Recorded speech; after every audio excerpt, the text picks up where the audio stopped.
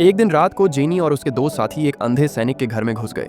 उन्हें पता था कि बूढ़ा सैनिक अंधा है और अकेला रहता है, इसलिए वे कुछ कीमती सामान चुराने आए थे। वे तब एक ताले वाले कमरे को देखते हैं और समझ जाते हैं कि अंदर जरूर कोई खजाना है। लेकिन बहुत कोशिश के बाद भी जब ताला नहीं टूटा तो एक साथी ने बंदूक से गोली चलाकर दरवाजा खोल दिया। इससे डर कर दूसरा साथी घर छोड़कर चला गया, लेकिन दरवाजा खुलते ही बूढ़ा सैनिक आ गया। हालांकि वह अंधा था, फिर भी समझ गया कि घर में चोर घुसे हैं। तब जेनी का साथी कहता है कि वे रास्ता भटक गए थे, इसलिए इस घर में आ गए। लेकिन जैसे ही सैनिक थोड़ा आगे बढ़ता है, उसके पैरों के नीचे टूटा हुआ ताला आ जाता है। सैनिक को पूरा यकीन हो गया कि ये लोग सचमुच चोर हैं और उसके पैसे चोरी करने आए हैं। तभी जेनी का एक साथी बूढ़े पर बंदूक तान देता है, लेकिन पूर्व सैनिक होने के कारण बूढ़ा आसानी से बंदूक छीनकर एक चोर को मार देता है। ये देखकर जेनी डर कर छिप जाती है। दूसरा साथी वापस आ जाता है और आते समय बाल बूढ़े के हाथ से बच जाता है। फिर बूढ़ा घर में जाकर तलाशी लेता है और एक लॉकर खोलता है। अंदर पैसे देखकर निश्चिंत हो जाता है कि कुछ चोरी नहीं हुआ।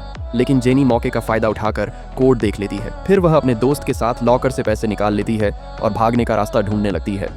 थोड़ी देर बाद बूढ़ा वापस आता है और देखता है कि पैसे गायब हैं। इधर जेनी और उसका साथी नीचे भागने का रास्ता ढूंढते हुए अचानक एक कैद लड़की को देखते हैं। जेनी रहम खाकर उसे आजाद कर देती है, लेकिन भागने के समय बूढ़ा आकर उन पर गोली चला देता है। गोली लगने से जेनी का दोस्त घायल हो जाता है और फिर बूढ़े की दूसरी गोली से वह कैद लड़की मर जाती है।